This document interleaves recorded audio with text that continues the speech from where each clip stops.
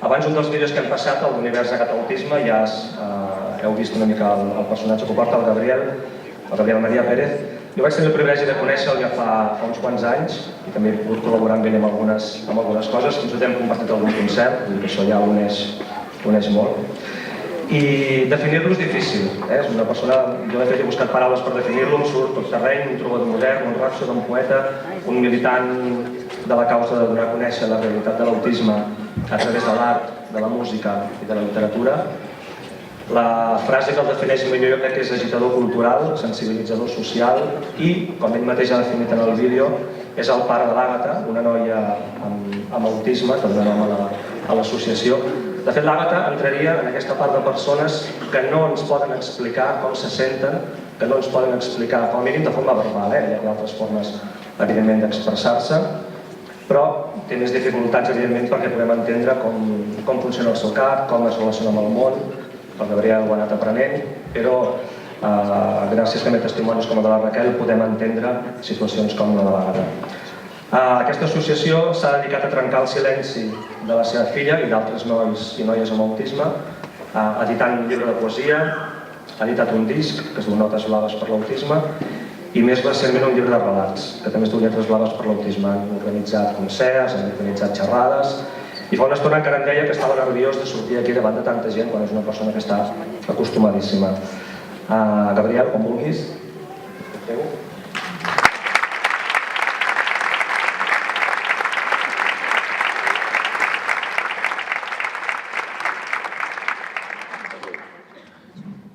Hola, hola. Què hi deia baix? Com es diu? És que hi ha molta gent aquí i em diu que jo hauria d'estar acostumat i no ho estic acostumat del tot. Però bé, m'aprofitaré una mica de vosaltres. En Jordi ha explicat molt bé que jo soc pare d'una nena amb autisme que forma part, o sigui, com l'Asperger està dins d'aquest espectre, diguem-ne, l'autisme de l'Àgata és un autisme sever i té un 85% diagnosticat de discapacitat. Ella no parla, no mastega, i diu bolquer, però és un angelet, el seu somriure ens il·lumina. Però per altra banda també fa trapelleries, de tant en quant te'n fa alguna, i clar, la seva mare, doncs, de tant en quant li deia, ets una dolenta, no siguis dolenta. I ella, amb aquest somriure, ens il·luminava, tota somreia com dient, ja ho sé, i què?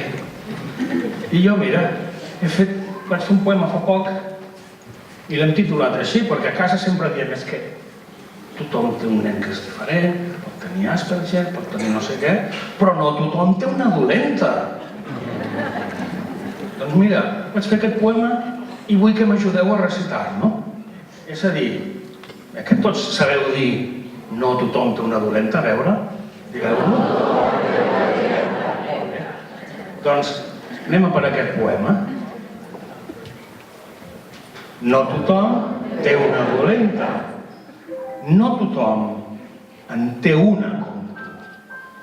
Tan menuda i gran a la vegada. I dolça i emmalada. Talment com una llepolia ensucrada. No tothom té una dolenta.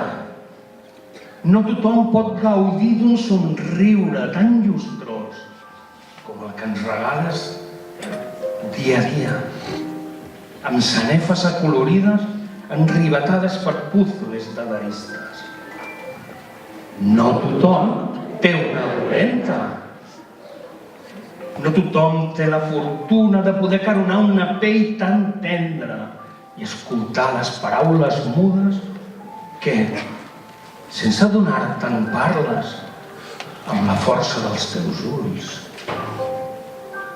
No tothom té una dolenta. No tothom té algú a prop seu que et mira de reüll mentre repica culleretes de plàstic i salta, trapella per cridar-te l'atenció. I és que no tothom té una dolenta.